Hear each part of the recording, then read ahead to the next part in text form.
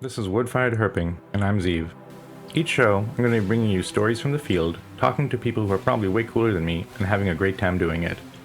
We'll chat about conservation, herping, places you should visit or avoid, photography, and getting skunked as a lifestyle.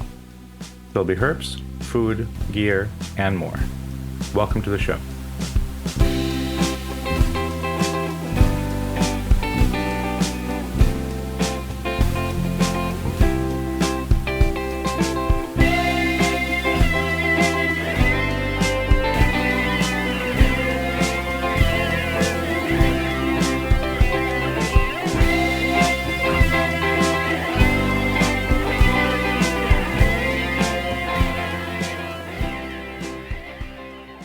It's been a while.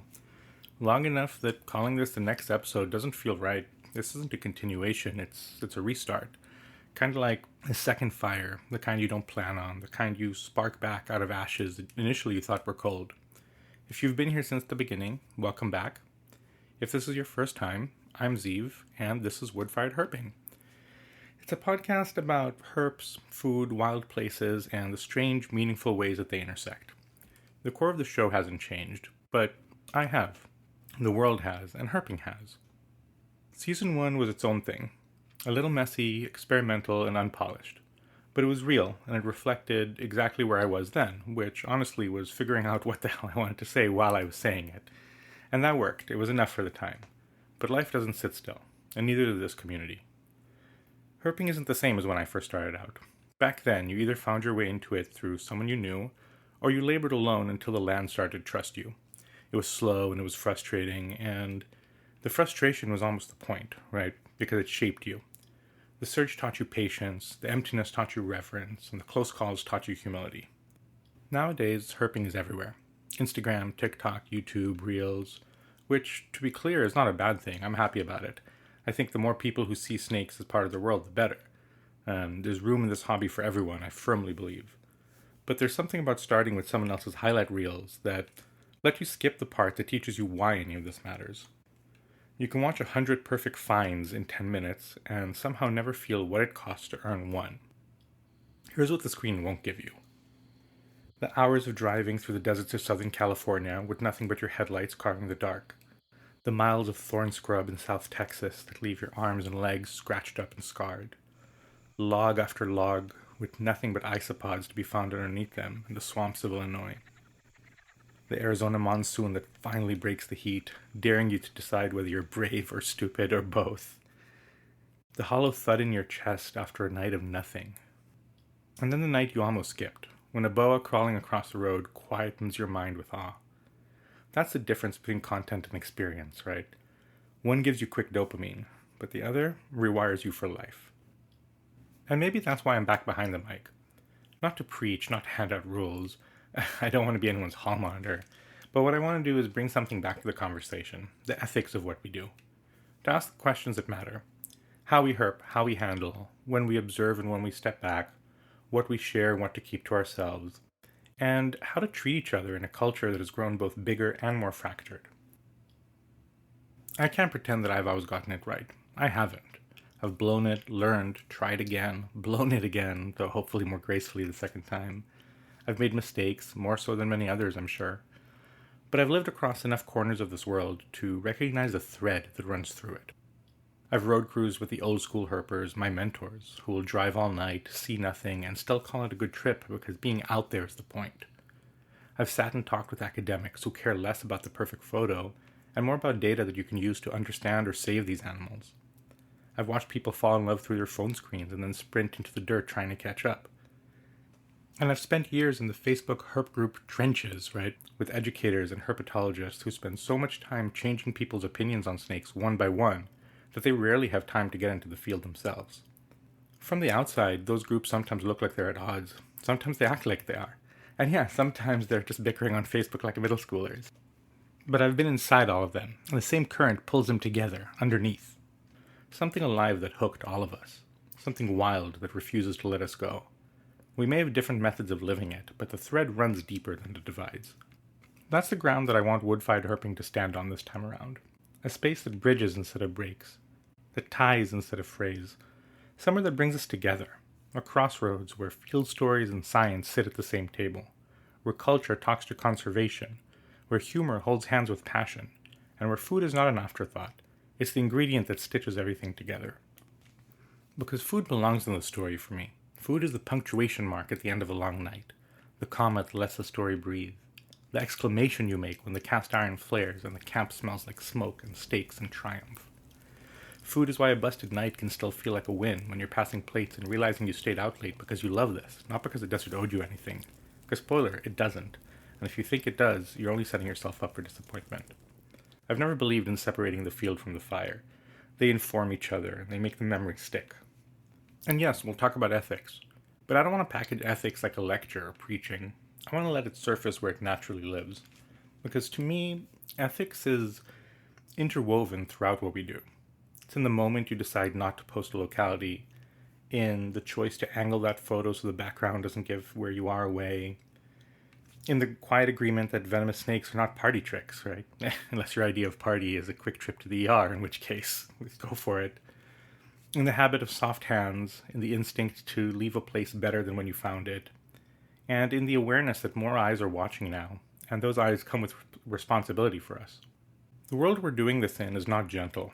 Habitat loss doesn't pause because we're nostalgic. Misinformation doesn't slow down because we posted a nice infographic once, right? Laws shift under our boots while we're out cruising. People still kill snakes on sight, still justify it, still brag about it.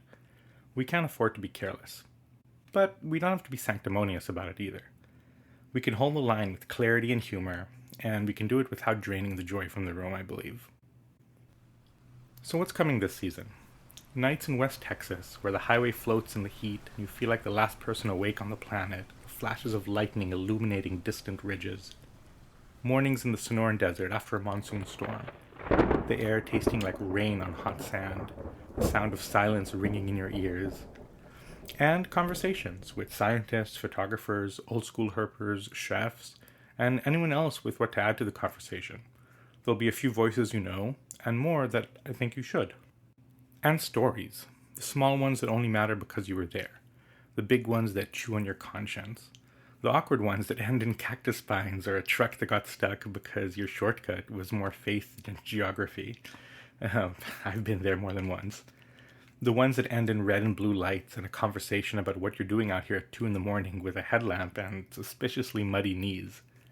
The ones that end with a snake in the road that wasn't a stick after all and the whole car waking up shouting. And I want this show to stand for something. Not like a banner, more like a firm but quiet resolve. Science, humanity, resistance, truth. 4 words that sound heavy until you put them next to a recently delisted endangered species and realize they're the only way to talk about it honestly. We live in a moment where lies travel faster than facts, where convenience outshouts meaning, where performance often wins the algorithm. Science, facts, conservation, and the living, breathing world that depend on them are more often scapegoats in a debate far removed from any real on-the-ground realities. And it's our job to rise to the occasion and hold the line, or at least it is for me. The oceans don't stop acidifying, forests don't stop burning, desert temps don't stop rising just because we stop talking about them. If ever there was a time for our voices to join in unapologetic defiance of a world that forgets itself, it's now. So here's what I need from myself this season. Humility without apology. Curiosity that explores what I don't know. Humor that keeps the gate open. I'm not going to sanitize the stories and conversations into academic textbook stiffness. The rough edges get to stay. But the point isn't the edges, it's truth.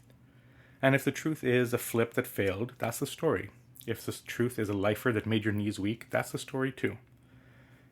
And if the truth is that we argued about whether a post crossed a line and we learned something from the argument itself, we'll talk about that openly, not like gossip, but like a community trying to grow up without losing itself. Let me say out loud what sits under all of this for me. Herps are not props, right? They're not villains, they're not mascots, they're not self-help metaphors, but they're not so fragile that we can't talk about them plainly either. They're animals that have occupied this planet long before we had the language to misunderstand them. Loving them means loving them as they are, for what they are, as they are, and really seeing them as they are. Not as a mirror for our performance or our egos, as well as understanding how intrinsically they are tied into the ecosystem. If we do that, really do it, then I think most of the ethical debate cleans itself up. By the way, if you hear me nerd out along the way, that's not me drifting away from the heart of it. That's me loving the heart at a cellular level. We'll get into the weird, cool, nerdy stuff. Rattlesnake evolutionary history, Sicilian reproductive strategies, yes, that's a thing, and no, it's not safe to Google at work. Why certain species look like the land that forged them. We'll talk tools without making gear the whole point. We'll talk safety without pretending that we haven't all ignored the risk ourselves at times. We'll talk laws and policy, at least enough to know how they touch our feet. We'll explore, we'll laugh, we'll love, we'll lose, and we'll leave space for mystery when that's the truest thing in the room. I can't promise perfect radio or perfect recordings, which at this point you've probably realized, but I can promise care, effort, intention, and authenticity. I can promise that if I mess up, I'll say so. And I can promise that when the episode ends, you'll feel like you were there. Maybe not at the exact rock, but at the fire after, when the night cools and no one leaves. So if you're here for surface level content, you're going to be disappointed. If you're here for depth, nuance, and a reverence for complexity and multiple truths, laughs, fun, and the genuine joy this hobby brings us, or just for food that makes you feel like we're a community and not an audience, pull up a chair. You're in the right place. This is Wood Fired Herping, and we're just getting started.